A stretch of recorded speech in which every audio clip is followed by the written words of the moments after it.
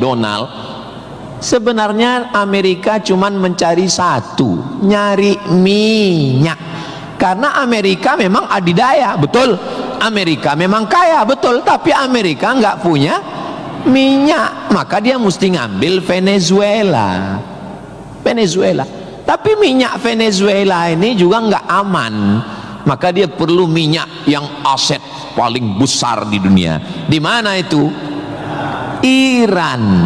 Itu enaknya ceramah di Unsri ini, nyambung. Bagaimana saya bilang Iran? Dulu nama presidennya Reza Pahlavi, bisa diatur oleh Amerika, tapi kemudian datanglah pemimpin spiritual namanya Ayatollah Khomeini tahun 79 tahun 80, maka semua perusahaan Eropa, Amerika stop, nggak boleh masuk. Akhirnya dia diembargo selama 46 tahun. Gimana cara dia bisa hidup 46 tahun? Jual minyaknya kemana? Amerika nggak mau beli minyaknya, Eropa juga nggak mau. Kenapa Iran tetap bisa tumbuh? Dia jualnya ke Rusia dan Cina. Ada ilmu khusus yang mengkaji ini. Ilmu apa namanya? Geopolitik. Geo dunia, politik. Jadi politiknya bukan antar pilkada kabupaten, tapi geopolitik dunia. Maka Ayatullah ini mesti digulingkan. Meninggal Ayatullah Ruhollah Khomeini, digantikan penerusnya namanya Ayatollah Ali Khamenei. Khamenei mesti dibunuh karena dialah pemimpin spiritual, maka diserang, akhirnya meninggal. Mereka lupa, Amerika lupa. Dia sangka kalau kepalanya dipotong ini mati. Mereka lupa bahwa Iran pernah berperang 8 tahun dengan Irak. Siapa yang membiayai Irak waktu itu menghantam Iran? Amerika. Siapa yang disuruh menghabisi? Saddam Hussein. Saddam bantai. Sebetulnya itu latihan perang. Maka ketika dihajar, menurut Donald Trump 4 hari saja untuk menyelesaikan Iran. Begitu 4 hari tidak selesai, dia ngajak genjatan senjata. Lalu apa jawab Iran? Kau yang memulai, kami yang mengakhiri. Begitu jantannya. Kalau mau ambil minyak Venezuela, tumbangkan Maduro. Kalau mau ambil minyak Irak, tumbangkan Saddam. Kalau mau ambil minyak Libya, tumbangkan Gaddafi. Maka Gaddafi tumbang, Saddam tumbang, Ayatollah tumbang, Maduro tumbang. Kalau mau ambil minyak Indonesia, nggak ada bawa-bawa Islam. Universitas Sriwijaya, tapi isinya sangat Islami. Mahasiswanya belajar di masjid, mahasiswanya dipisah laki-laki dan perempuan, yang laki-laki di depan, yang perempuan di belakang, sehingga yang mahasiswa nggak bisa melirik mahasiswi, dan mahasiswi pun hanya bisa melihat tengkuk mahasiswa. Jadi nggak akan ada istilah pacaran di dalam masjid, di luar kita nggak tahu. Mudah-mudahan Allah menjaga adik-adik semua. Bagi yang sudah daftar dan lulus belajar di Universitas Sriwijaya, ini nikmat yang terbesar. Syukuri dengan ucapan Alhamdulillahi Rabbil Alamin. Dan kita berterima kasih kepada orang yang mengajarkan kita cara bersyukur dengan berselawat untuknya. Allahumma sholli ala Sayyidina Muhammad wa ala ali Sayyidina Muhammad. Ini kampus luas sekali. Saya tadi dibawa dari sholat Masjid Polda, pergi ke parkir helikopter, lalu saya sebenarnya mau cerita bahwa saya naik heli, itu aja sebetulnya. Iya, kadang orang cerita mutar-mutar, substansinya sulit dipahami. Kenapa kita mesti naik heli? Ini kampusnya Ustadz kalau lewat tol lebih kurang 40 menit dari kota Palembang. Kenapa kampusnya mesti jauh? Ternyata di sini ada 700 hektar kampus yang begitu luas, dan di sini tidak hanya manusia, monyet pun jumpa tadi. Jadi kampus itu idealnya memang begitu. Jangan sampai fakultas pertanian nggak pernah megang tanah, beternak ikan di atas kertas. Fakultas peternakan, fakultas perikanan, tapi nggak pernah megang ikan, hanya presentasi makalah. Begitu lulus kerja jadi teller di bank, nggak nyambung. Maka di sini praktek. Tadi saya diberitahu oleh Bapak Ketua HIPMI, Ustadz Somad, ini tempat praktek pertanian. Masya Allah, negara kita ini, kami dari atas tadi, gemah ripah loh jenawi, tongkat dan batu jadi tanaman, hijau untayan katulistiwa, tapi berasnya impor. Kenapa? Padahal tanah begitu luas. Menunggu sarjana-sarjana pertanian dari Universitas Sriwijaya. Begitu. Kenapa enggak kita tanam? Kalau kita tanam otomatis tanah kita berkah. Kalau sudah dia nanam padi, pasti dia malam berdoa sama Allah, tumbuhkan padiku, berkahkan rezekiku, turunkan hujannya. Kalau sudah ditanam, otomatis ekonomi bangkit, orang akan bekerja, otomatis padi tadi akan dibawa ke kilang padi untuk mengupas kulit padi jadi beras. Berasnya diperdagangkan, diniagakan di pasar-pasar hidup. Tapi tidak semua orang mau. Kenapa? Karena dengan import ada fee, ada uang masuk, ada kejahatan, membunuh petani, membunuh pedagang, akhirnya orang dininabobokan. Jadi solusinya apa? Solusinya semua mesti berangkat dari kampus. Kampus apa? Kampus Universitas Sriwijaya. Ustadz beberapa kali nih nyebut Universitas Sriwijaya, dia memang setiap 5 menit sekali disebut. Terus kalau orang belajar di Universitas Sriwijaya ini, Ustadz Somad dapat apa? Saya dapat amal jariah dari alumni-alumni yang membangun Indonesia menuju Indonesia Emas 2045 insyaallah. Universitas Sriwijaya bukan swasta, negeri. Orang berbondong-bondong nasional dari Sabang sampai Papua mau daftar ke sini. Yang sudah lulus alhamdulillah, yang belum lulus berusaha, bertawakal, berdoa, insya Allah. Enggak lulus innalillah. Sudah lulus, belajar, banggakan orang tua. Enggak usah dulu matanya jelalatan, lirik sana lirik sini, nembak cewek enggak diterima, cinta ditolak, kapak bertindak. Enggak usah, serius aja belajar. Saya jadi mahasiswa sama seperti adik-adik. Saya sampai di Kairo 5 September 1998. Belajar 99, 2000, 2001, 2002. 4 tahun saya di Mesir, tidak pernah pacaran sekalipun. Makanya saya ngomong sekarang ringan. Coba kalau saya dulu playboy cap gayung, susah saya ngomong. Jadi apa yang kita rasakan waktu kuliah dulu, ya kita lah ngomongnya cair aja. Adik-adik jangan pacaran, yang penting kualitas belajar, sibuk menyibukkan pikiran untuk belajar. Terus Ustadz dulu nggak pacaran itu gimana ceritanya? Mahasiswa Indonesia 2400, yang laki-laki 2100, yang perempuan 300. Saya termasuk yang tereliminasi, kalah dalam persaingan. Tapi Kalau kita kalah dari satu sisi, jangan kalah dari sisi yang lain. Saya alhamdulillah untuk masalah pacaran mungkin saya kalah. Saya bukan petualang, saya kurang suka adventure. Tapi dalam masalah belajar saya serius. Di Al-Azhar tidak pakai sistem SKS, dia pakai sistem paket.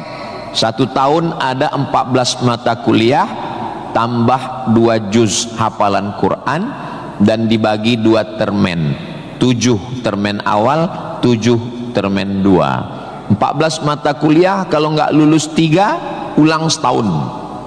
3 mata kuliah itu hanya diulang dalam setahun, habis umur. Maka saya berusaha belajar pagi, petang, siang, malam, tetap tidur dan makan, dan akhirnya saya selesai S1 masuk bulan September. Saya selesai S1 bulan Juli. Saya selesaikan S1 saya 3 tahun 10 bulan. Selesai 3 tahun 10 bulan. Belajarnya bahasa Arab, diktatnya bahasa Arab, dosennya orang Arab. Maka saya kalau ketemu sama mahasiswa, saya tanya, semester berapa? 4 Pak Ustadz. Tapi mukanya kok tua kali. 14 Pak Ustadz. Kok bisa kamu sampai semester 14? Dosennya orang Indonesia, diktatnya bahasa Indonesia, referensinya Indonesia, campur Inggris dikit, makalah bisa campur AI. Kenapa kuliah bisa begitu lama? Apa kuncinya Ustadz, kenapa kuliah bisa cepat? Kuncinya simple aja. Saya kan belajar dulu dapat beasiswa dari Al-Azhar. Al-Azhar itu kalau tidak naik tingkat setahun, beasiswanya potong 50%. Kalau nggak naik 2 tahun, putus. Kalau 3 tahun nggak naik, DO.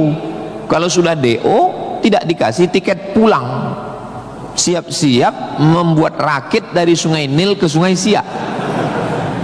Jadi yang membuat saya serius belajar itu adalah karena takut nggak makan dan takut nggak dapat tiket pulang. Jadi saya juga terlalu muluk-muluk. Saya nggak berani juga menasihati adik-adik. Saya belajar serius karena takut kepada Allah. Dulu kita nggak begitu. Ya itu. Makanya kalau ada mahasiswa, Ustaz Somad, ya, tolong saya kasih tips biar supaya serius belajar dan nggak pacaran. Saya bilang, cewek itu mau sama kau karena kau berduit. Kalau kau nggak berduit, nggak ada cewek mau. Kalau ada juga cewek mau, kau nggak berduit, dia tetap mau. 2 kemungkinan. Pertama, memang kau bertuah. Yang kedua, cewek itu bodoh. Iya. Bodoh itu, udah jelas laki-laki nggak ada duit, mau juga dia. Pelet apa yang dia pakai? Dari semester 1 pacaran, semester 2 sampai KKN, bonceng sana, bonceng sini, pergi sana, pergi sini, pacaran 5 tahun, ditinggal pas lagi sayang-sayangnya. Mohon maaf. Kalau ada mahasiswi yang mau pacaran sampai 5 tahun, itu sama seperti iklan roti, dibuka, dijilat, dicelupin, nggak dimakan-makan. Kira-kira yang rugi cewek apa cowok?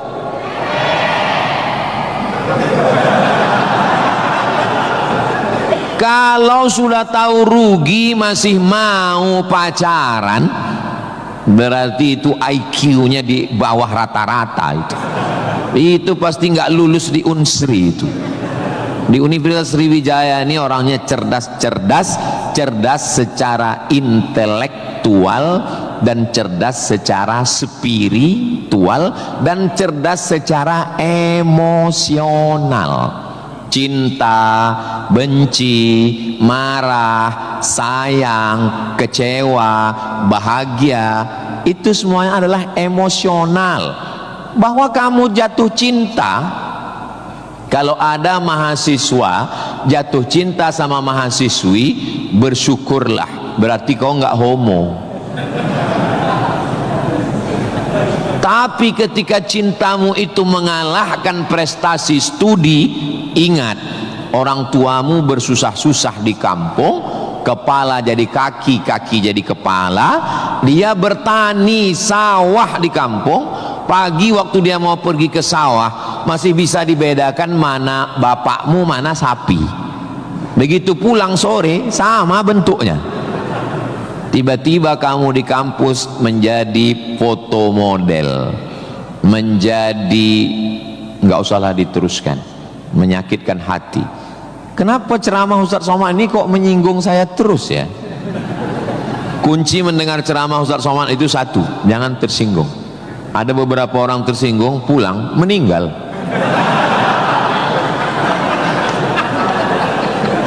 Saudaraku yang dimuliakan Allah, belajar ini seperti pakai kacamata kuda. Jadi waktu belajar dulu pakai kacamata kuda, jangan tengok kanan, jangan tengok kiri, fokus ke depan, tentukan arahmu, maka alam semesta akan membantu. Tentukan targetmu, mana last destination, stasiun terakhir yang mau ditarget mana. Setelah itu langkah karena kakimu, karena kau bertuhan, serahkan pada Allah. Bismillahi tawakkaltu ala Allah, la haula wala quwata illa billah. Ustadz dulu cita-citanya apa? Cita-cita saya selesai S1, habis itu saya S2, habis itu saya S3. Setelah saya doktor, saya mau jadi dosen, dan setelah nanti dapat duit, saya mau membahagiakan orang tua. Cita-cita saya nggak banyak. Nggak ada cita-cita saya dulu diundang memberikan kuliah umum ke Universitas Sriwijaya, naik helikopter, nggak ada sama sekali. Nggak terpikir di kepala saya, nggak ada terlintas. Cita-cita saya simple, singkat aja. Yang penting kuliah S1, S2, S3, habis itu doktor, jadi dosen, pulang ke kampung, ngajar, membahagiakan orang tua. Makanya waktu saya kuliah di Maroko, saya anak pertama, adik saya anak kedua. Kami cuma berdua, adik beradik, saudara kandung laki-laki dua-duanya. Kata adik saya mau nikah. Saya tunggu kamu pulang selesai S2 di Maroko atau gimana? Saya bilang kau nikah aja duluan, karena aku nggak jelas tanggalnya nih kapan. Pulang pun aku belum tentu nikah. Aku masih banyak cita-citaku. Aku masih selesai S2, aku mau S3, aku mau jadi dosen, aku dapat uang, bahagiakan. Kau kalau mau nikah, nikahlah duluan, jangan terhalang karena aku. Alhamdulillah adik saya menikah duluan. Anaknya sekarang sudah gadis, anak perempuan pertama, dan sekarang sudah belajar di Al-Azhar Kairo, Mesir. Jadi kita bagi-bagi. Kau bahagiakan dengan ibu punya cucu, dan aku membahagiakan dengan kuliahku. Nah, jadi kalau kita mau kuliah, jangan juga kita halangi adik-adik kita yang mau nikah. Nah, jangan sampai kita mau S2, S3, S teler, S cendol, S doger, S Bandung, sampai yang di bawah-bawah ini terhalang, terkendala. Nah, tapi insya Allah adik-adik semua sesuai dengan apa spesialisasi kita. Jangan belajar di tempat yang kita nggak minat, nggak suka, akhirnya kita menderita. Kita udah nggak suka bidang ini, tapi karena terpaksa akhirnya menderita, stres, depresi, mati. Apa yang suka? Ini Pak Ustadz, anak saya ini dari kecil memang saya lihat kemana-mana bawa martil Pak Ustadz. Masuk fakultas hukum, jadi hakim konstitusi. Insya Allah. Nggak lulus Pak Ustadz, jadi tukang. Mohon maaf Pak tukang, jangan tersinggung. Karena masjid ini selesai juga karena ada tukang. Anak saya ini kemana-mana bawa jarum suntik Pak Ustadz, fakultas kedokteran. Nggak lulus, pecandu narkoba. Nah, jadi kemana arah kita? Ustadz Somad dulu biasanya anak itu dari kecil sudah kelihatan itu bakatnya kemana. Saya tanya sama emak saya, aku mak dulu kecil kemana arahku? Kau dulu, kata emak saya, kalau kusuruh beli gula sama beli minyak ke warung nggak pulang-pulang. Kenapa? Cerita sama orang di warung itu, cerita. Kalau lagi keluar main Dulu itu kalau masuk kelas, jam istirahat itu dulu namanya keluar main. Bapak Zul gitu juga? Berarti udah tua. Anak sekarang nggak tahu, sebaya kita berarti, sama-sama 28 tahun. Masalah umur ini kan bukan masalah angka, tapi masalah rasa. Saya terus terang, kalau di tempat lain saya ceramah saya merasa tua, tapi di Unsri ini rasa semester 7 ini sekarang. Nah itu, maka saya memang minta itu kepada Ustadz Kemas Ali, tolong kalau saya datang ke Sumatera Selatan 5 unsur mesti tercapai. Saya ada ceramah di kantor, alhamdulillah tadi sudah di kantor polisi. Tolong bawa saya ceramah di tanah lapang, tablik akbar supaya semua masyarakat dapat. Yang ketiga, ceramah di masjid supaya ada pengajian yang betul-betul ngaji, biasanya subuh. Yang keempat adalah ceramah di spesialisasi, kadang ceramah di IDI, Ikatan Dokter Indonesia, ceramah di PERADI, Persatuan Advokat Indonesia. Kemudian satu lagi di kampus. Kenapa saya minta kampus? Karena kampus ini masa depan. Kalau panti jompo itu masa lalu. Masya Allah, sangat luar biasa kajian yang sudah disampaikan oleh guru kita. Sahabat beriman yang dirahmati Allah, tetaplah di channel ini karena kajian ini belum selesai. Dan masih banyak lagi hal-hal menarik yang akan disampaikan oleh beliau. Mari kita lanjutkan kembali. Selamat mendengarkan. Ustaz jangan disebut jompo. Kami di sini ada juga yang tua. Saya tidak ada melihat orang tua di sini. Ini hanyalah anak-anak muda yang terjebak di tubuh yang tua. Nah, jadi sebetulnya masalah tua dan muda itu adalah masalah semangat dan perasaan. Kalau semangatnya muda, perasaannya muda, maka disebut dia dengan sumpah pemuda. Padahal yang bersumpah itu orang tua. Tapi karena dia semangat, memang luar biasa Masjid Nabawi Unsri ini. TV-nya 4 di kiri, 4 di kanan. Luar biasa katanya. Kadang kita ceramah di beberapa masjid itu kecil aja TV-nya. Ini sampai 4. Ini menunjukkan anggaran untuk kampus ini memang hebat. Itu luar biasa. Jadi kalau ada orang mengatakan bahwa Sumatera Selatan itu bawahnya itu banyak emas, memang datanglah ke Unsri. Memang terbukti atapnya pun emas. Nggak salah itu Pak Ketua HIPMI. Memang banyak emas yang perlu digali di Sumatera Selatan ini, dan Unsri sudah mewujudkannya di atas. Siapa yang bisa melakukan bukan eksploitasi, tapi menggali potensi yang ada di alam ini? Nah, itu adalah mahasiswa. Inna fi khalqis samawati, dalam penciptaan langit, wal ardi, penciptaan bumi, waqtilafil laili wan nahari, perputaran siang dan malam, la ayat, itu semua adalah ayat-ayat. Apa yang kau tahu tentang ayat? Ayat kursi Pak Ustaz. Apa yang kau tahu tentang ayat? Ayat Al-Quran Pak Ustaz. Apa yang kau tahu tentang ayat? Ayat-ayat cinta Pak Ustaz. Ayat semesta. Inna fi khalqis samawati, penciptaan langit, dipikirkan dengan akal, muncul ayat namanya ayat kauniyah, ayat semesta yang dikaji satu fakultas khusus namanya fakultas astronomi, bukan astrologi. Yang perlu dipelajari itu astronomi, bukan astrologi. Kalau yang astrologi itu Anda lahir bulan April, bintang Anda Taurus. Jangan jatuh cinta dengan Pisces.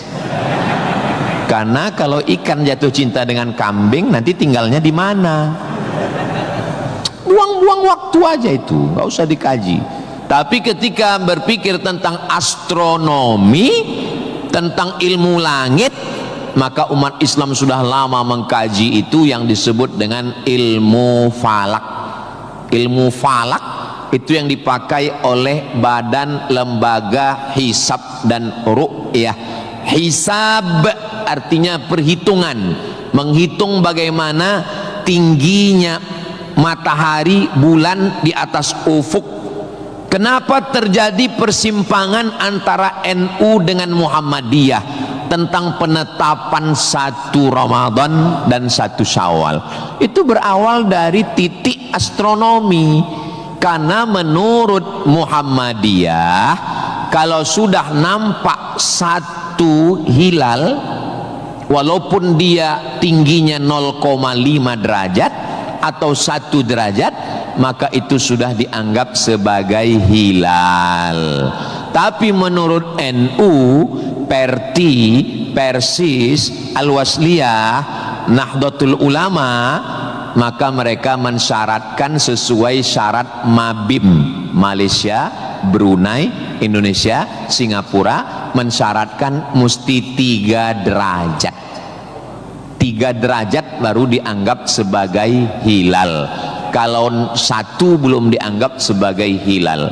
Kata Muhammadiyah 1 pun hilal, kata NU 3 baru hilal. Akhirnya datang wakil presiden Indonesia namanya Bapak Yusuf Kala.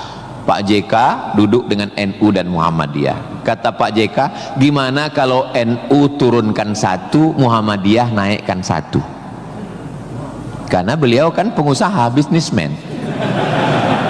Biar supaya ketemu titik temu. Ya nggak ketemu, karena ini metodologinya berbeda. Akhirnya karena nggak ketemu, itulah terjadi 2 perbedaan. Maka umat Islam di Indonesia, dia saling menjaga perasaan masing-masing. Akhirnya masing-masing mengamalkan.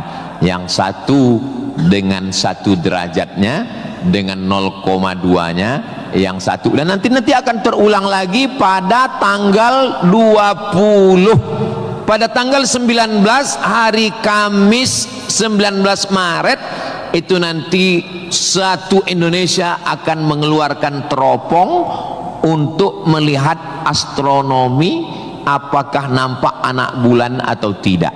Di Riau itu teropongnya dibeli dulu harganya 50 juta.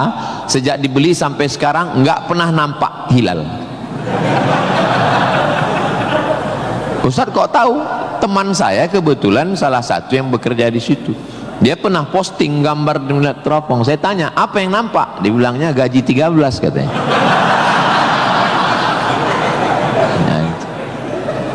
Nah, itu hanya bisa diselesaikan oleh astronomi. Ilmunya, orangnya astronom. Inna fi khalqis samawati wal ardi. Bumi, satu fakultas muncul namanya fakultas geologi. Geo bumi, logi ilmu, geologi ilmu bumi. Ternyata di dalam bumi ini ada batu bara. Di dalam bumi Sumatera Selatan ini batu bara. Ustaz tahu dari mana? Tadi waktu kami naik heli tadi. Ini nyebut heli ini 20 menit sekali harus diulang.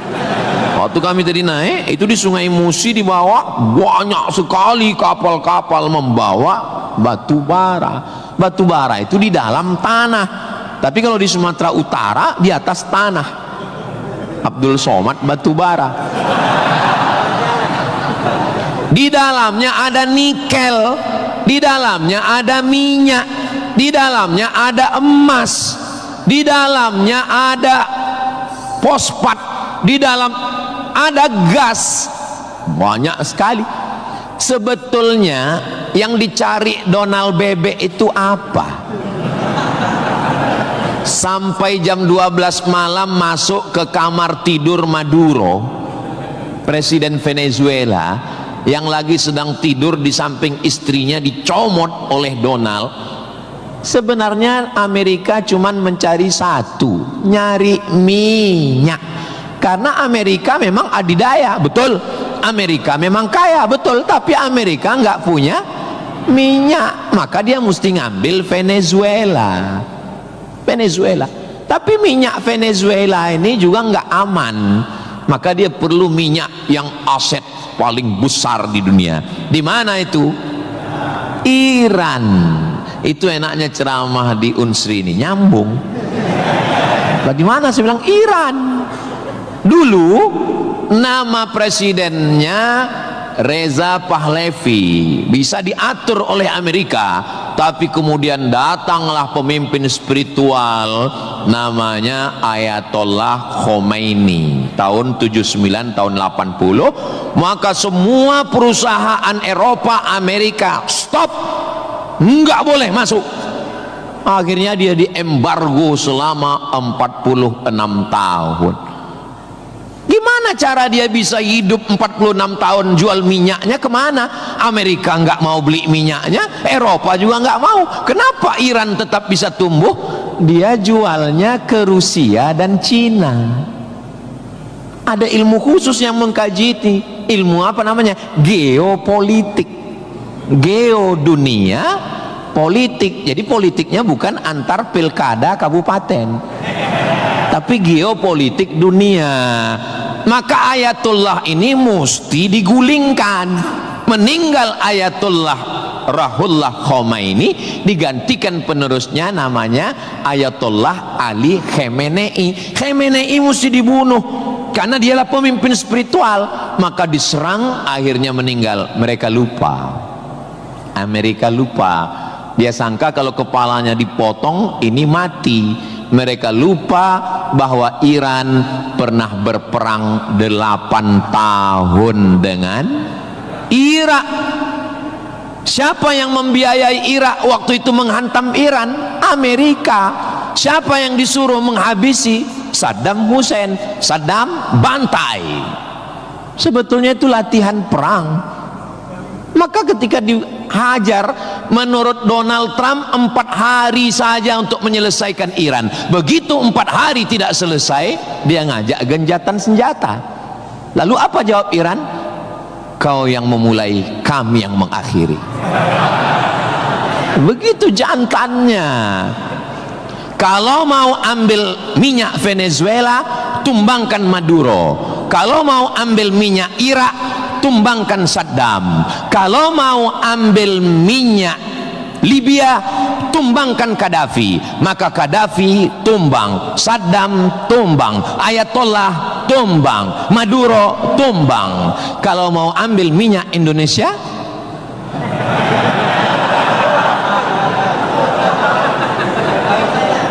saudaraku yang dimuliakan Allah Subhanahu wa ta'ala, itulah hebatnya. Jadi adik-adik saya ajak 2 SKS kuliah geopolitik. Kenapa untuk mengambil minyak Venezuela mesti ditumbangkan Maduro? Kenapa untuk mengambil minyak Baghdad Saddam mesti ditumbangkan? Kenapa untuk mengambil minyak Libya Gaddafi mesti ditumbangkan? Kenapa Indonesia nggak ada yang ganggu? Karena di Indonesia nggak tumbang pun minyaknya udah dapat. Saudara yang dimuliakan Allah Subhanahu wa ta'ala, sebetulnya dulu nggak tahu adik-adik belajar sejarah gimana, tapi kalau saya dulu belajar sejarah, Belanda datang ke Indonesia ingin mencari rempah-rempah, kayu manis, buah pala, merica, ketumbar. Kita pun waktu itu bingung.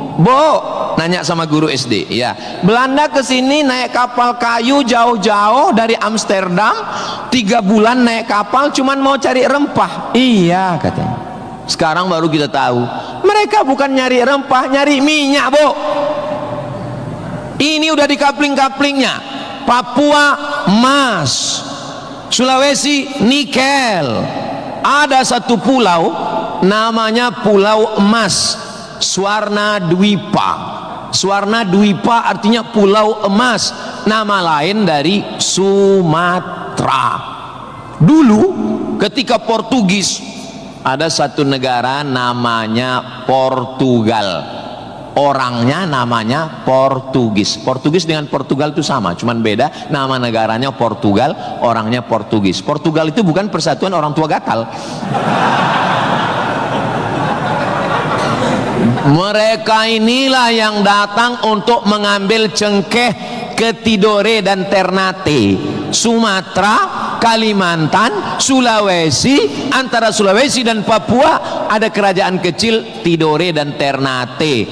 Tanaman yang mereka cari adalah cengkeh, karena cengkeh hanya tumbuh di Tidore dan Ternate. Ketika mereka ambil bibit cengkeh mau ditanam di Eropa, musim dingin mati. Indonesia ini potensinya luar biasa. Tidak ada negara miskin, yang ada adalah negara salah kelola. Ustaz sedang bicara Indonesia? Tidak, negara kita kaya. Saya bicara tentang Konoha. Maka saya tidak pernah pesimis, saya selalu optimis. Makanya walaupun ini bulan puasa, lapar, tapi suara saya menggelegar kan? Karena saya di kampus Unsri, maka saya semangat. Tapi seandainya ceramah siang jam 2 habis khutbah Jumat ini bukan di Unsri, tidak begini isi ceramah saya. Paling saya, marilah kita banyak ingat mati. Ini bulan Ramadan, mari kita banyak-banyak beristighfar, kita mengejar Lailatul Qadar. Tapi saya sedang bicara tentang masa depan. Saya bicara dengan mahasiswa, mereka yang akan melanjutkan tongkat estafet perjuangan ini. Saya yakin dan percaya bidang pertanian sudah, peternakan sudah, geopolitik mereka sangat paham, dan masalah spiritual batinnya mereka dididik di dalam Masjid Nabawi. Mereka diingatkan tentang 3. Adik-adik belajar agama ini nggak usah repot, nggak usah ribet, nggak usah jelimet. Yang penting di dalam hati itu ada 3. Pertama, akidah. Wujud qidam baqa mukhalafatu lil hawadisi qiyamuhu binafsihi wahdaniyah qudrat iradat ilmun sama basar kalam sifat 20. Ini akidah kita Imam Abul Hasan Al-Asy'ari. Yang kedua, setelah akidahnya mantap, dia mau beribadah. Di mana caranya beribadah? Rukun, syarat, wajib, sunnat. Inilah yang kedua, namanya fikih. Belajar fikih sholat, belajar cara wudhu, cara tayamum yang membatalkan sholat. Tapi dua-dua ini nggak ada maknanya. Ibadahnya nggak bermakna, akidahnya nggak bermakna kalau tidak ada yang ketiga. Yang ketiga adalah akhlak, sopan santun, tata krama, budi bahasa, menghormati orang tua, memuliakan dosen. Saya sangat bisa untuk ceramah berdiri naik di atas ini, bisa. Kalau mau saya tadi minta sama panitia, Pak panitia izin saya mau naik ke atas, boleh. Lalu kenapa saya nggak naik ke atas? Karena saya segan tapak kaki saya di atas kepala Pak Rektor. Saya di atas sementara Bapak Ketua DPRD di bawah. Itu namanya sopan santun, tata krama, budi bahasa. Tapi adik-adik yang di atas jangan tersinggung. Saya bukan menyindir. Nggak apa-apa, demi Allah nggak apa-apa. Tapi Pak Ustadz khotib Jumat kan naik ke atas. Khotib Jumat di atas memang mimbar ini untuk khutbah. Mimbar Nabi itu tangganya cuma 3. 1, 2, 3. Maka kalau definisinya lebih dari yang dibuat Nabi adalah bid'ah, inilah mimbar yang bid'ah.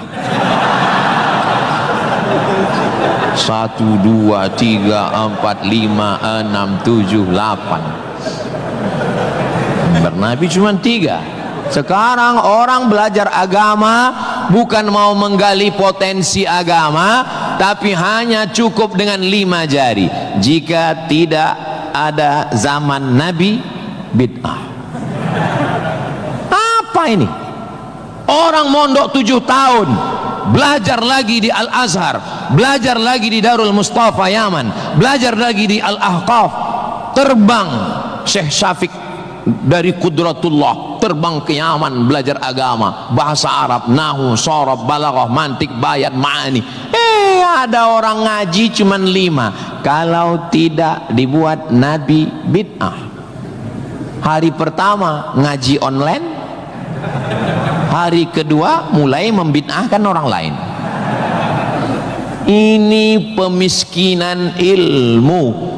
Dan orang-orang beginilah yang mau diadu domba. Jangan mau diadu domba, karena kita bukan domba. Maka siapa yang mau diadu domba, nanti disembelih waktu Idul. Saudaraku yang dimuliakan Allah Subhanahu wa taala. Jadi belajar agama itu penting. Kalau di universitas agama Islam memang dia ada pelajaran yang begitu banyak, tapi di universitas umum mereka belajar 2 SKS, 16 tatap muka, potong mid semester, potong pertemuan pertama, potong libur banjir, asap dan mati lampu. Hanya tinggal 5 pertemuan. Apa yang bisa diambil dari situ? Tapi saya optimis di Palembang, di Sumatera Selatan, orang tidak hanya ngaji di kampus, tapi juga ngaji di masjid. Bulan Ramadan ini pengajian penuh, kultum subuh, kultum duha, kultum zuhur, kultum asar, kultum menjelang berbuka, kultum habis isya menjelang tarawih, tambah malam 10 terakhir kultum iktikaf. Maka ada namanya madrasah Ramadan. Kira-kira selesai Ramadan ini apa yang bertambah? Alhamdulillah Ustaz Somad, selesai berRamadan ini ada 5 yang bertambah. Apa dia? Berat badan, kolesterol, gula darah, diabetes, asam lambung.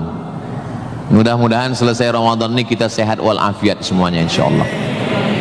Ustaz Somad ceramahnya jangan lewat dari jam 2.30. Kenapa? Karena kalau lewat Ustadz ditinggalkan helikopter. Begitu arahan tadi. Saya sebetulnya mau berlama-lama dengan adik-adik sekalian, karena saya nyaman ceramah di Unsri ini. Tapi apalah daya, memang sedap makan ikan gulama, dimakan sambil nonton Harry Potter. Saya tidak bisa berlama-lama karena takut ditinggalkan helikopter. Itulah yang dapat saya sampaikan pada kesempatan yang baik dan mulia ini. Adapun tepuk tangan yang kurang semangat saya maklum karena lapar semuanya. Kepada Bapak Rektor dan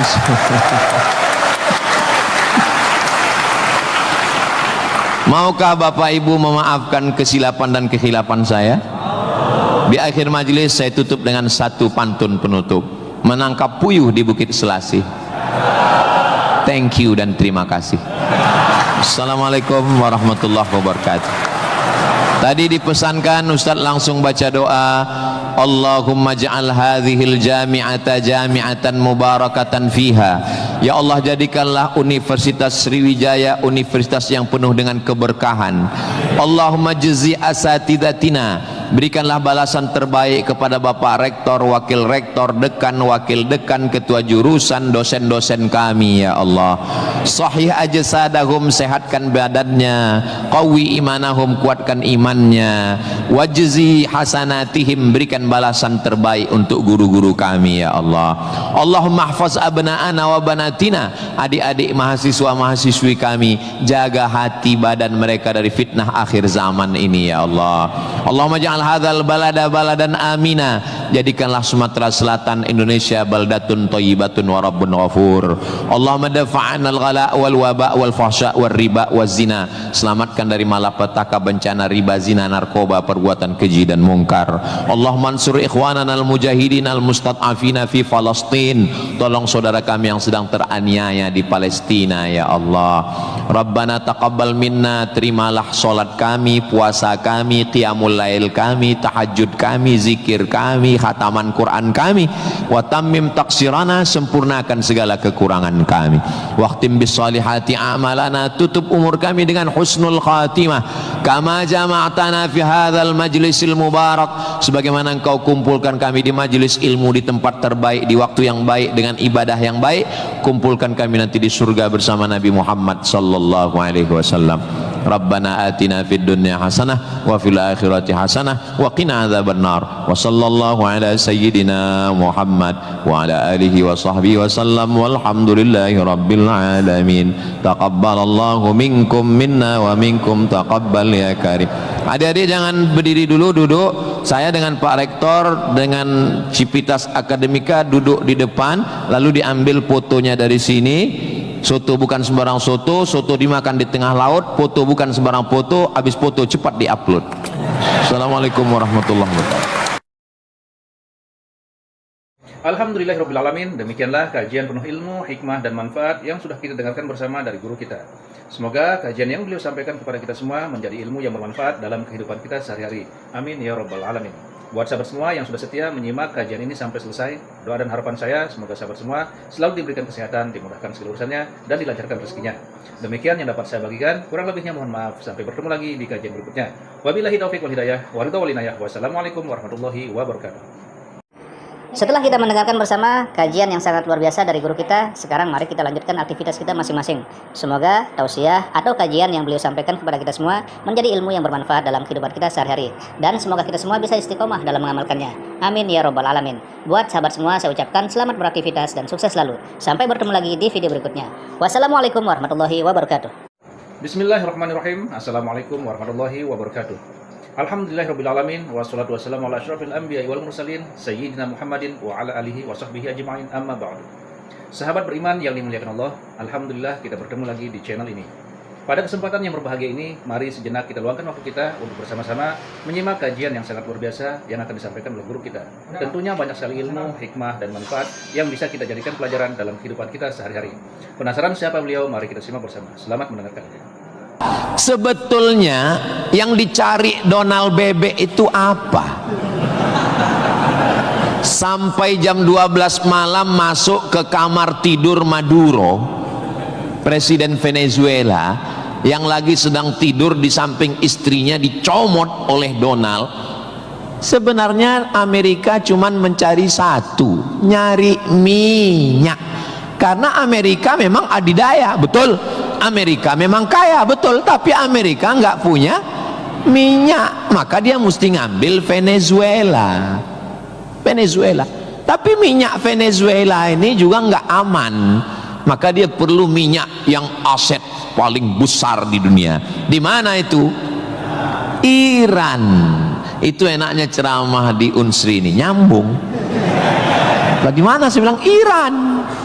Dulu nama presidennya Reza Pahlavi, bisa diatur oleh Amerika, tapi kemudian datanglah pemimpin spiritual namanya Ayatollah Khomeini tahun 79 tahun 80, maka semua perusahaan Eropa, Amerika stop, nggak boleh masuk.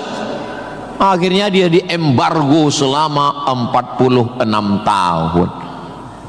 Gimana cara dia bisa hidup 46 tahun? Jual minyaknya kemana? Amerika nggak mau beli minyaknya, Eropa juga nggak mau. Kenapa Iran tetap bisa tumbuh?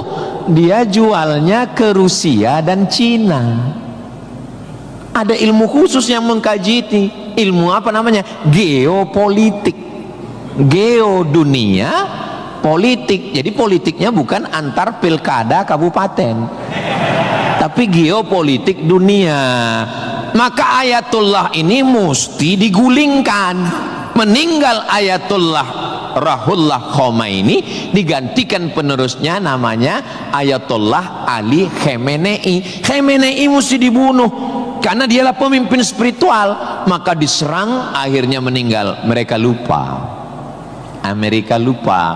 Dia sangka kalau kepalanya dipotong ini mati. Mereka lupa bahwa Iran pernah berperang 8 tahun dengan Irak. Siapa yang membiayai Irak waktu itu menghantam Iran? Amerika. Siapa yang disuruh menghabisi? Saddam Hussein. Saddam bantai. Sebetulnya itu latihan perang. Maka ketika dihajar, menurut Donald Trump 4 hari saja untuk menyelesaikan Iran. Begitu 4 hari tidak selesai, dia ngajak genjatan senjata. Lalu apa jawab Iran? kau yang memulai, kami yang mengakhiri. Begitu jantannya. Kalau mau ambil minyak Venezuela, tumbangkan Maduro. Kalau mau ambil minyak Irak, tumbangkan Saddam. Kalau mau ambil minyak Libya, tumbangkan Gaddafi. Maka Gaddafi tumbang, Saddam tumbang, Ayatollah tumbang, Maduro tumbang. Kalau mau ambil minyak Indonesia, nggak ada bawa-bawa Islam. Universitas Sriwijaya, tapi isinya sangat islami. Mahasiswanya belajar di masjid, mahasiswanya dipisah laki-laki dan perempuan, yang laki-laki di depan, yang perempuan di belakang, sehingga yang mahasiswa nggak bisa melirik mahasiswi, dan mahasiswi pun hanya bisa melihat tengkuk mahasiswa. Jadi nggak akan ada istilah pacaran di dalam masjid, di luar kita nggak tahu. Mudah-mudahan Allah menjaga adik-adik semua. Bagi yang sudah daftar dan lulus belajar di Universitas Sriwijaya, ini nikmat yang terbesar. Syukuri dengan ucapan Alhamdulillahi Rabbil Alamin. Dan kita berterima kasih kepada orang yang mengajarkan kita cara bersyukur dengan berselawat untuknya. Allahumma sholli ala Sayyidina Muhammad wa ala ali Sayyidina Muhammad. Ini kampus luas sekali. Saya tadi dibawa dari sholat Masjid Polda pergi ke parkir helikopter. Lalu saya sebenarnya mau cerita bahwa saya naik heli, itu aja sebetulnya. Iya, kadang orang cerita mutar-mutar substansinya sulit dipahami. Kenapa kita mesti naik heli? Ini kampusnya Ustadz kalau lewat tol lebih kurang 40 menit dari kota Palembang. Kenapa kampusnya mesti jauh? Ternyata di sini ada 700 hektar kampus yang begitu luas, dan di sini tidak hanya manusia, monyet pun jumpa tadi. Jadi kampus itu idealnya memang begitu.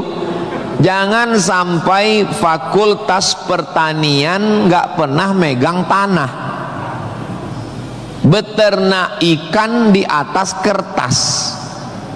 Fakultas peternakan, fakultas perikanan, tapi nggak pernah megang ikan, hanya presentasi makalah. Begitu lulus kerja jadi teller di bank, nggak nyambung. Maka di sini praktek. Tadi saya diberitahu oleh Bapak Ketua HIPMI, Ustadz Somad, ini tempat praktek pertanian. Masya Allah. Negara kita ini, kami dari atas tadi, gemah ripah loh jenawi, tongkat dan batu jadi tanaman, hijau untayan katulistiwa, tapi berasnya impor. Kenapa? Padahal tanah begitu luas. Menunggu sarjana-sarjana pertanian dari Universitas Sriwijaya. Begitu. Kenapa enggak kita tanam? Kalau kita tanam otomatis tanah kita berkah. Kalau sudah dia nanam padi, pasti dia malam berdoa sama Allah, tumbuhkan padiku, berkahkan rezekiku, turunkan hujannya. Kalau sudah ditanam, otomatis ekonomi bangkit, orang akan bekerja, otomatis padi tadi akan dibawa ke kilang padi untuk mengupas kulit padi jadi beras. Berasnya diperdagangkan, diniagakan di pasar-pasar hidup. Tapi tidak semua orang mau. Kenapa? Karena dengan import ada fee, ada uang masuk, ada kejahatan, membunuh petani, membunuh pedagang, akhirnya orang dininabobokan. Jadi solusinya apa? Solusinya semua mesti berangkat dari kampus. Kampus apa? Kampus Universitas Sriwijaya. Ustadz beberapa kali nih nyebut Universitas Sriwijaya. Dia memang setiap 5 menit sekali disebut. Terus kalau orang belajar di Universitas Sriwijaya ini, Ustadz Somad dapat apa? Saya dapat amal jariah dari alumni-alumni yang membangun Indonesia menuju Indonesia Emas 2045 insya Allah. Universitas Sriwijaya bukan swasta, negeri. Orang berbondong-bondong nasional dari Sabang sampai Papua mau daftar ke sini. Yang sudah lulus, alhamdulillah. Yang belum lulus, berusaha, bertawakal, berdoa, insya Allah. Enggak lulus-lulus, innalillah. Sudah lulus, belajar, banggakan orang tua. Enggak usah dulu matanya jelalatan, lirik sana lirik sini, nembak cewek enggak diterima, cinta ditolak, kapak bertindak. Enggak usah, serius aja belajar. Saya jadi mahasiswa sama seperti adik-adik. Saya sampai di Kairo 5 September 1998. Belajar 99, 2000, 2001, 2002. 4 tahun saya di Mesir, tidak pernah pacaran sekalipun. Makanya saya ngomong sekarang ringan. Coba kalau saya dulu playboy cap gayung, susah saya ngomong. Jadi apa yang kita rasakan waktu kuliah dulu, ya kita ngomongnya cair aja. Adik-adik jangan pacaran, yang penting kualitas belajar, sibuk menyibukkan pikiran untuk belajar. Terus Ustadz dulu nggak pacaran itu gimana ceritanya? Mahasiswa Indonesia 2.400, yang laki-laki 2.100, yang perempuan 300. Saya termasuk yang tereliminasi, kalah dalam persaingan. Tapi kalau kita kalah dari satu sisi, jangan kalah dari sisi yang lain. Saya alhamdulillah untuk masalah pacaran mungkin saya kalah. Saya bukan petualang, saya kurang suka adventure. Tapi dalam masalah belajar saya serius. Di Al-Azhar tidak pakai sistem SKS, dia pakai sistem paket. 1 tahun ada 14 mata kuliah, tambah 2 juz hafalan Quran, dan dibagi 2 termen, 7 termen awal, 7 termen 2. 14 mata kuliah, kalau nggak lulus 3, ulang setahun. 3 mata kuliah itu hanya diulang dalam setahun, habis umur. Maka saya berusaha belajar pagi, petang, siang, malam, tetap tidur dan makan.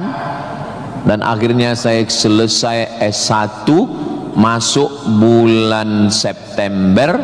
Saya selesai S1 bulan Juli. Saya selesaikan S1 saya 3 tahun 10 bulan. Selesai 3 tahun 10 bulan. Belajarnya bahasa Arab, diktatnya bahasa Arab, dosennya orang Arab. Maka saya kalau ketemu sama mahasiswa, saya tanya, semester berapa? 4 Pak Ustadz. Tapi mukanya kok tua kali. 14 Pak Ustadz.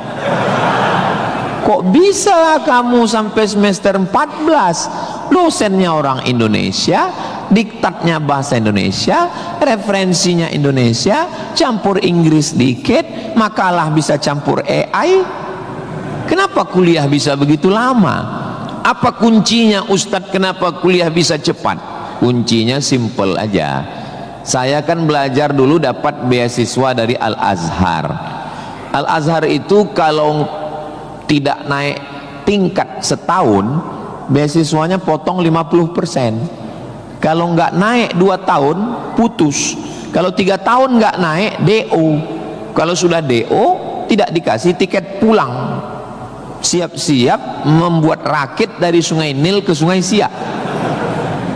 Jadi yang membuat saya serius belajar itu adalah karena takut nggak makan dan takut nggak dapat tiket pulang.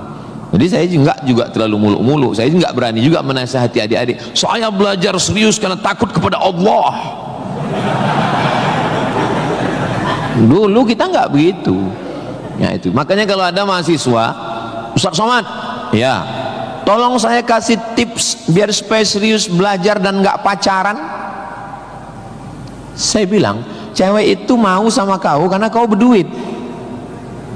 Kalau kau nggak berduit, nggak ada cewek mau.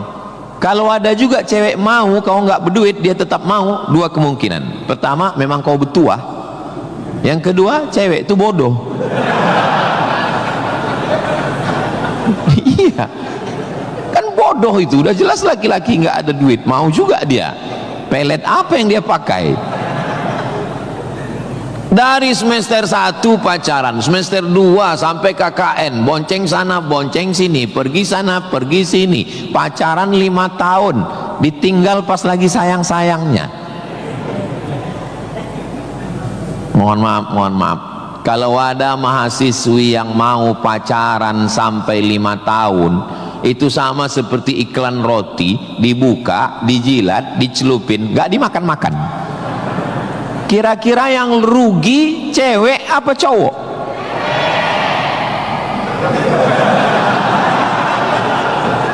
Kalau sudah tahu rugi masih mau pacaran, berarti itu IQ-nya di bawah rata-rata itu. Itu pasti nggak lulus di Unsri itu. Di Universitas Sriwijaya ini orangnya cerdas secara intelektual dan cerdas secara spiritual dan cerdas secara emosional. Cinta, benci, marah, sayang, kecewa, bahagia, itu semuanya adalah emosional. Bahwa kamu jatuh cinta, kalau ada mahasiswa jatuh cinta sama mahasiswi, bersyukurlah, berarti kau nggak homo. Tapi ketika cintamu itu mengalahkan prestasi studi, ingat, orang tuamu bersusah-susah di kampung, kepala jadi kaki, kaki jadi kepala, dia bertani sawah di kampung. Pagi waktu dia mau pergi ke sawah, masih bisa dibedakan mana bapakmu, mana sapi. Begitu pulang sore, sama bentuknya. Tiba-tiba kamu di kampus menjadi foto model, menjadi, nggak usahlah diteruskan, menyakitkan hati. Kenapa ceramah Ustaz Somad ini kok menyinggung saya terus ya? Kunci mendengar ceramah Ustaz Somad itu satu, jangan tersinggung. Ada beberapa orang tersinggung, pulang meninggal.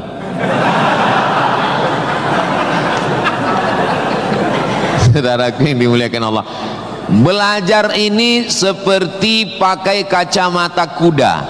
Jadi waktu belajar dulu pakai kacamata kuda, jangan tengok kanan, jangan tengok kiri, fokus ke depan, tentukan arahmu, maka alam semesta akan membantu. Tentukan targetmu, mana last destination, stasiun terakhir yang mau ditarget mana. Setelah itu langkah karena kakimu, karena kau bertuhan, serahkan pada Allah. Bismillahi tawakkaltu ala Allah, la haula wala quwata illa billah. Ustadz dulu cita-citanya apa? Cita-cita saya selesai S1, habis itu saya S2, habis itu saya S3. Setelah saya doktor, saya mau jadi dosen, dan setelah nanti dapat duit, saya mau membahagiakan orang tua. Cita-cita saya nggak banyak, nggak ada cita-cita saya dulu diundang memberikan kuliah umum ke Universitas Sriwijaya, naik helikopter, nggak ada sama sekali, nggak terpikir di kepala saya, nggak ada terlintas. Cita-cita saya simple, singkat aja. Yang penting kuliah S1, S2, S3, habis itu doktor, jadi dosen, pulang ke kampung, ngajar, membahagiakan orang tua. Makanya waktu saya kuliah di Maroko, saya anak pertama, adik saya anak kedua. Kami cuman berdua, adik beradik, saudara kandung laki-laki dua-duanya. Kata adik saya mau nikah. Saya tunggu kamu pulang selesai S2 di Maroko atau gimana? Saya bilang kau nikah aja duluan. karena aku nggak jelas tanggalnya ini kapan.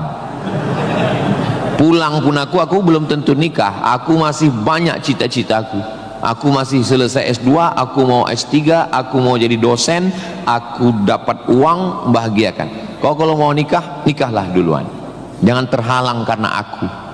Alhamdulillah adik saya menikah duluan, anaknya sekarang sudah gadis, anak perempuan pertama, dan sekarang sudah belajar di Al-Azhar Kairo, Mesir. Jadi kita bagi-bagi, kau bahagiakan dengan ibu punya cucu, dan aku membahagiakan dengan kuliahku. Nah, jadi kalau kita mau kuliah, jangan juga kita halangi adik-adik kita yang mau nikah. Nah, jangan sampai kita mau S2, S3, S teler, S cendol, S doger, S Bandung, sampai yang di bawah-bawah ini terhalang, terkendala. Nah, tapi insya Allah adik-adik semua sesuai dengan apa spesialisasi kita. Jangan belajar di tempat yang kita nggak minat, nggak suka, akhirnya kita menderita. Kita udah nggak suka bidang ini, tapi karena terpaksa akhirnya menderita, stres, depresi, mati. Apa yang suka? Ini Pak Ustadz, anak saya ini dari kecil memang saya lihat kemana-mana bawa martil Pak Ustadz. Masuk fakultas hukum, jadi hakim konstitusi. Insya Allah. Nggak lulus Pak Ustadz, jadi tukang. Mohon maaf Pak Tukang, jangan tersinggung. Karena masjid ini selesai juga karena ada tukang. Anak saya ini kemana-mana bawa jarum suntik Pak Ustadz, fakultas kedokteran. Nggak lulus, pecandu narkoba. Nah, jadi kemana arah kita? Ustadz Somad dulu, biasanya anak itu dari kecil sudah kelihatan itu bakatnya kemana. Saya tanya sama emak saya, aku mak dulu kecil kemana arahku? Kau dulu, kata mak saya, kalau kusuruh beli gula sama beli minyak ke warung, nggak pulang-pulang. Kenapa? Cerita sama orang di warung itu. Cerita. Kalau lagi keluar main, dulu itu kalau masuk kelas, jam istirahat itu dulu namanya keluar main. Bapak Zul gitu juga? Berarti udah tua.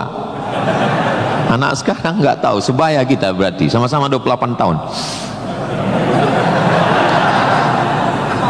Masalah umur ini kan bukan masalah angka, tapi masalah rasa. Saya terus terang, kalau di tempat lain saya ceramah saya merasa tua, tapi di Unsri ini rasa semester 7 ini sekarang.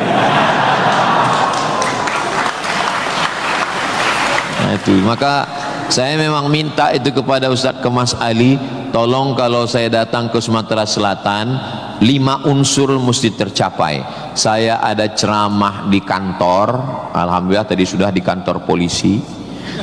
Tolong bawa saya ceramah di tanah lapang, tablik akbar supaya semua masyarakat dapat.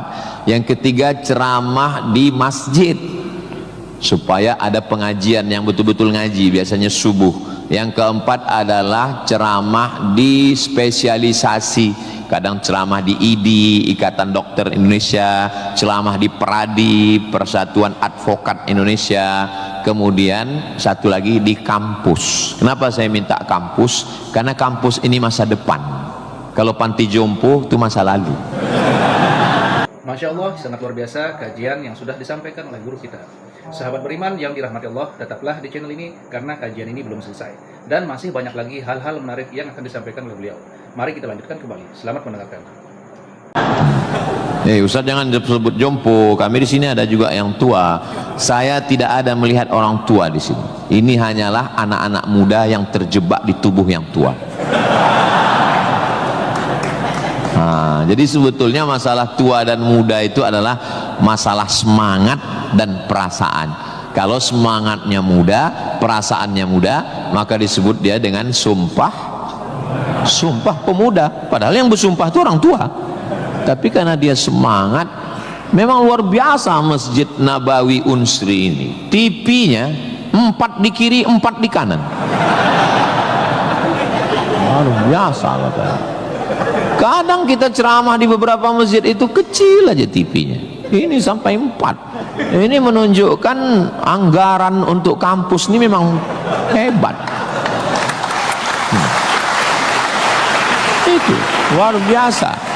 Jadi kalau ada orang mengatakan bahwa Sumatera Selatan itu bawahnya itu banyak emas, memang datanglah ke Unsri, memang terbukti atapnya pun emas. Nggak salah itu Pak Ketua HIPMI, memang banyak emas yang perlu digali di Sumatera Selatan ini, dan Unsri sudah mewujudkannya di atas. Siapa yang bisa melakukan bukan eksploitasi, tapi menggali potensi yang ada di alam ini, itu adalah mahasiswa.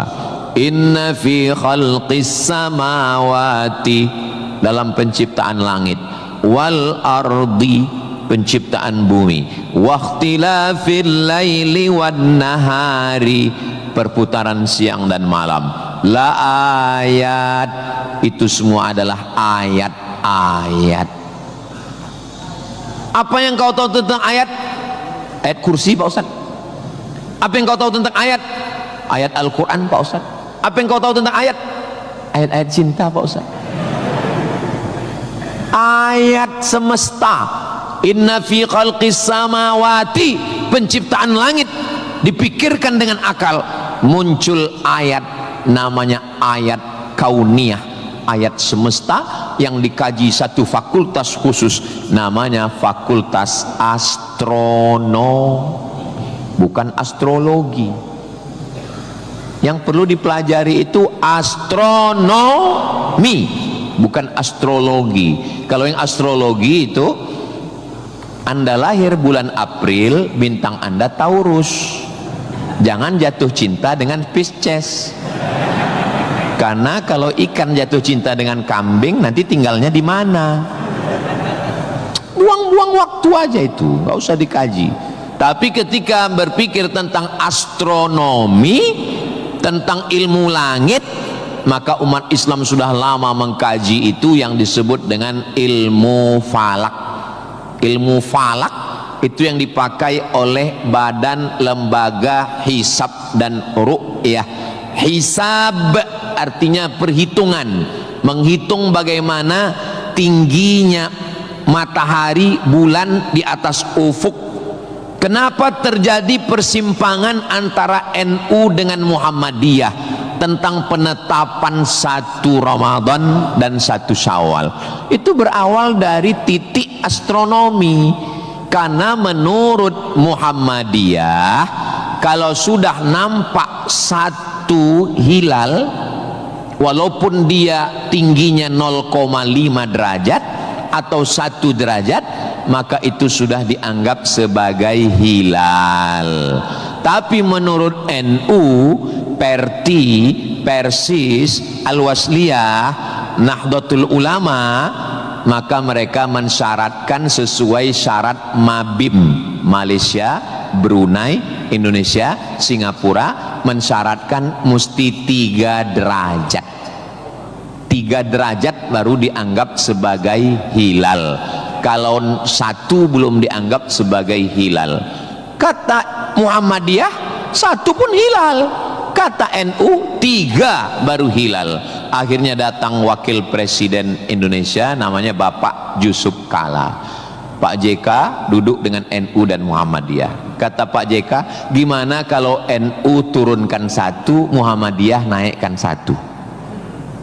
Karena beliau kan pengusaha, bisnismen. Biar supaya ketemu titik temu.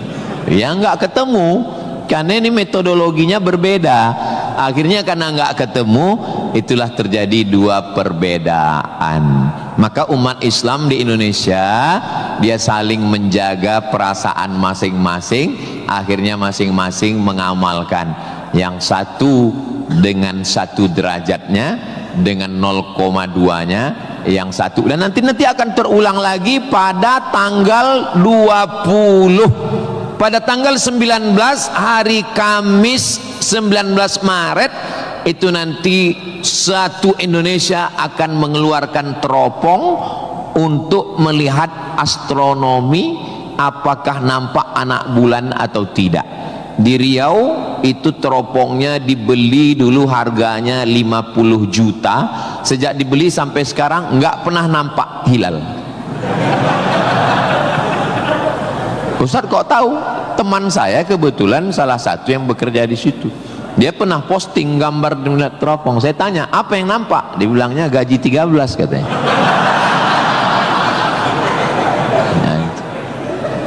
Nah, itu hanya bisa diselesaikan oleh astronomi. Ilmunya, orangnya astronom. Inna fi khalqis samawati wal ardi. Bumi, satu fakultas muncul, namanya fakultas geologi. Geo, bumi, logi, ilmu. Geologi, ilmu bumi. Ternyata di dalam bumi ini ada batu bara. Di dalam bumi Sumatera Selatan ini batu bara. Ustaz tahu dari mana? Tadi waktu kami naik heli tadi. Ini nyebut heli ini 20 menit sekali harus diulang. Waktu kami tadi naik, itu di Sungai Musi di bawah banyak sekali kapal-kapal membawa batu bara. Batu bara itu di dalam tanah.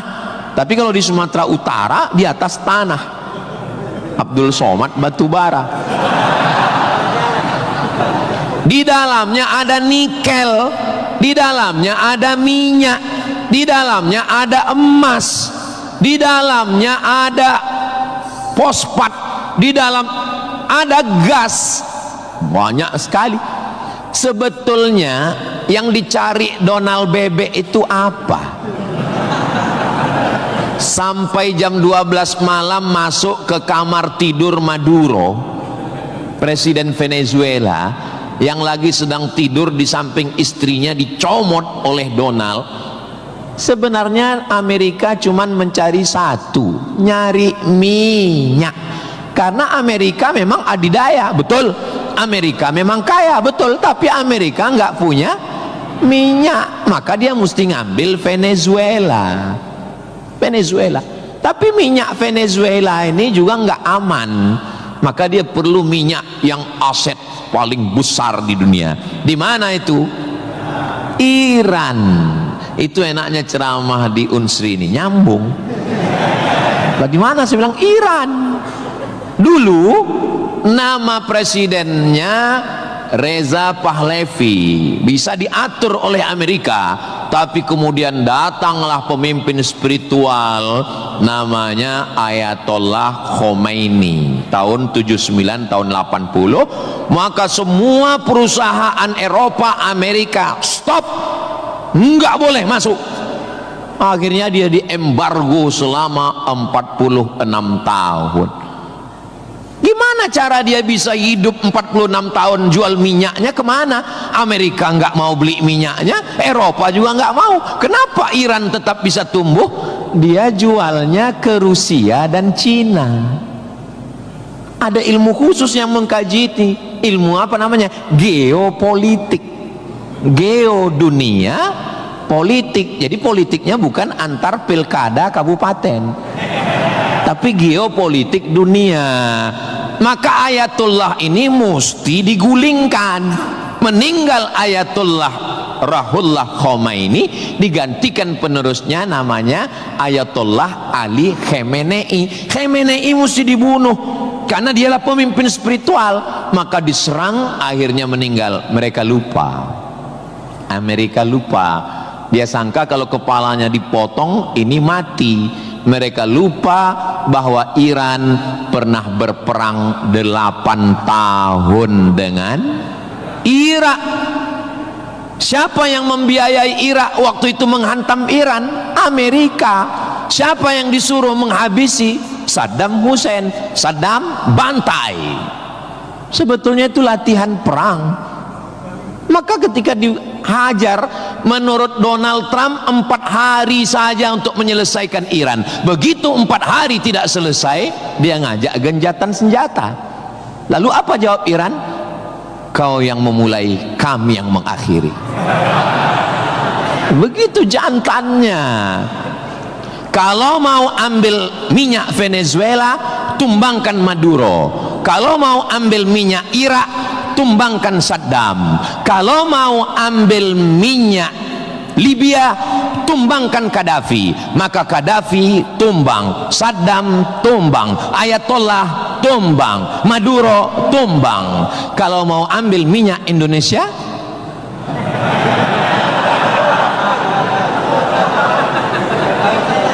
saudaraku yang dimuliakan Allah Subhanahu wa taala, itulah hebatnya. Jadi adik-adik saya ajak 2 SKS kuliah geopolitik.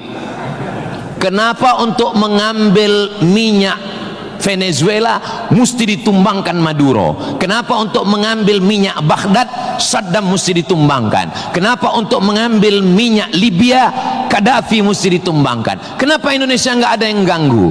Karena di Indonesia nggak tumbang pun minyaknya udah dapat. Saudara yang dimuliakan Allah Subhanahu wa taala. Sebetulnya dulu nggak tahu adik-adik belajar sejarah gimana. Tapi kalau saya dulu belajar sejarah, Belanda datang ke Indonesia ingin mencari rempah-rempah.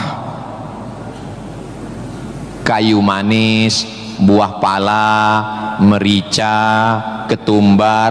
Kita pun waktu itu bingung. Nanya sama guru SD, ya, Belanda kesini naik kapal kayu jauh-jauh dari Amsterdam, 3 bulan naik kapal cuman mau cari rempah. Iya katanya. Sekarang baru kita tahu mereka bukan nyari rempah, nyari minyak. Ini udah di kapling-kaplingnya. Papua emas, Sulawesi nikel. Ada satu pulau namanya Pulau Emas, Swarna Dwipa. Swarna Dwipa artinya pulau emas, nama lain dari Sumatera. Dulu ketika Portugis, ada satu negara namanya Portugal, orangnya namanya Portugis. Portugis dengan Portugal itu sama, cuman beda nama negaranya Portugal, orangnya Portugis. Portugal itu bukan persatuan orang tua gatal. Mereka inilah yang datang untuk mengambil cengkeh ke Tidore dan Ternate, Sumatera, Kalimantan, Sulawesi. Antara Sulawesi dan Papua ada kerajaan kecil Tidore dan Ternate. Tanaman yang mereka cari adalah cengkeh, karena cengkeh hanya tumbuh di Tidore dan Ternate. Ketika mereka ambil bibit cengkeh mau ditanam di Eropa, musim dingin mati. Indonesia ini potensinya luar biasa. Tidak ada negara miskin, yang ada adalah negara salah kelola. Ustaz sedang bicara Indonesia? Tidak, negara kita kaya. Saya bicara tentang Konoha. Maka saya tidak pernah pesimis, saya selalu optimis. Makanya walaupun ini bulan puasa, lapar, tapi suara saya menggelegar kan? Karena saya di kampus Unsri, maka saya semangat. Tapi seandainya ceramah siang jam 2 habis khutbah Jumat ini bukan di Unsri, tidak begini isi ceramah saya. Paling saya, marilah kita banyak ingat mati. Ini bulan Ramadan, mari kita banyak-banyak beristighfar, kita mengejar Lailatul Qadar. Tapi saya sedang bicara tentang masa depan. Saya bicara dengan mahasiswa, mereka yang akan melanjutkan tongkat estafet perjuangan ini. Saya yakin dan percaya bidang pertanian sudah, peternakan sudah, geopolitik mereka sangat paham, dan masalah spiritual batinnya mereka dididik di dalam Masjid Nabawi. Mereka diingatkan tentang 3. Adik-adik belajar agama ini nggak usah repot, nggak usah ribet, nggak usah jelimet. Yang penting di dalam hati itu ada 3. Pertama, akidah. Wujud qidam baqa mukhalafatu lil hawadisi qiyamuhu binafsihi wahdaniyah qudrat iradat ilmun sama basar kalam sifat 20. Ini akidah kita Imam Abul Hasan Al-Asy'ari. Yang kedua, setelah akidahnya mantap, dia mau beribadah. Gimana caranya beribadah? Rukun, syarat, wajib, sunnat. Inilah yang kedua, namanya fikih. Belajar fikih solat, belajar cara wudhu, cara tayamum yang membatalkan solat, Tapi dua-dua ini nggak ada maknanya. Ibadahnya nggak bermakna, akidahnya nggak bermakna kalau tidak ada yang ketiga. Yang ketiga adalah akhlak, sopan santun, tata krama, budi bahasa, menghormati orang tua, memuliakan dosen. Saya sangat bisa untuk ceramah berdiri naik di atas ini, bisa. Kalau mau saya tadi minta sama panitia, Pak Panitia izin saya mau naik ke atas, boleh. Lalu kenapa saya nggak naik ke atas? Karena saya segan tapak kaki saya di atas kepala Pak Rektor. Saya di atas sementara Bapak Ketua DPRD di bawah. Itu namanya sopan santun, tata krama, budi bahasa. Tapi adik-adik yang di atas jangan tersinggung. Saya bukan menyindir. Nggak apa-apa, demi Allah nggak apa-apa. Tapi Pak Ustadz khotib Jumat kan naik ke atas. Khotib Jumat di atas memang mimbar ini untuk khutbah. Mimbar Nabi itu tangganya cuma 3. 1, 2, 3. Maka kalau definisinya lebih dari yang dibuat Nabi adalah bid'ah, inilah mimbar yang bid'ah. 1, 2, 3, 4, 5, 6, 7, 8. Nabi cuma 3. Sekarang orang belajar agama bukan mau menggali potensi agama, tapi hanya cukup dengan 5 jari. Jika tidak ada zaman Nabi, bid'ah. Apa ini? Orang mondok 7 tahun, belajar lagi di Al-Azhar, belajar lagi di Darul Mustafa Yaman, belajar lagi di Al-Ahqaf, terbang Syekh Syafiq dari Qudratullah, terbang ke Yaman belajar agama, bahasa Arab, nahu, sorob, balaghah, mantik, bayat, ma'ani. Ada orang ngaji cuman 5. Kalau tidak dibuat Nabi, bid'ah. Hari pertama ngaji online, hari kedua mulai membid'ahkan orang lain. Ini pemiskinan ilmu. Dan orang-orang beginilah yang mau diadu domba. Jangan mau diadu domba, karena kita bukan domba. Maka siapa yang mau diadu domba, nanti disembelih waktu Idul. Saudaraku yang dimuliakan Allah Subhanahu wa taala. Jadi belajar agama itu penting. Kalau di universitas agama Islam memang dia ada pelajaran yang begitu banyak, tapi di universitas umum mereka belajar 2 SKS, 16 tatap muka, potong mid semester, potong pertemuan pertama, potong libur banjir, asap dan mati lampu. Hanya tinggal 5 pertemuan. Apa yang bisa diambil dari situ? Tapi saya optimis di Palembang, di Sumatera Selatan, orang tidak hanya ngaji di kampus, tapi juga ngaji di masjid. Bulan Ramadan ini pengajian penuh. Kultum subuh, kultum duha, kultum zuhur, kultum asar, kultum menjelang berbuka, kultum habis isya menjelang tarawih, tambah malam 10 terakhir kultum iktikaf. Maka ada namanya madrasah Ramadan. Kira-kira selesai Ramadan ini apa yang bertambah?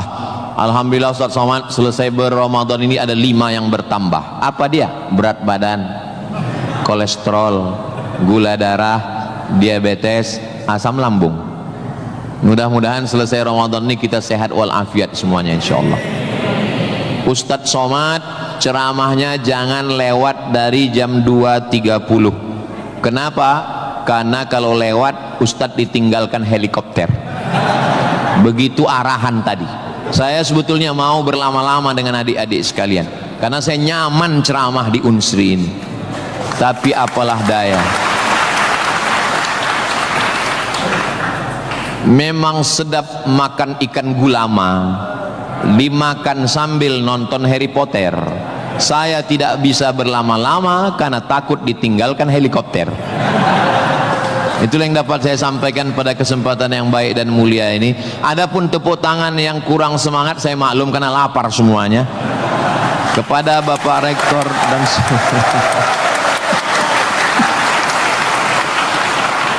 Maukah Bapak Ibu memaafkan kesilapan dan kekhilapan saya? Di akhir majelis saya tutup dengan satu pantun penutup. Menangkap puyuh di Bukit Selasih. Thank you dan terima kasih. Assalamualaikum warahmatullahi wabarakatuh. Tadi dipesankan Ustaz langsung baca doa, Allahumma ja'al hadhil jami'ata jami'atan mubarakatan fiha. Ya Allah, jadikanlah Universitas Sriwijaya universitas yang penuh dengan keberkahan. Allahumma jazi asatidatina, berikanlah balasan terbaik kepada Bapak Rektor, Wakil Rektor, Dekan, Wakil Dekan, Ketua Jurusan, dosen-dosen kami ya Allah.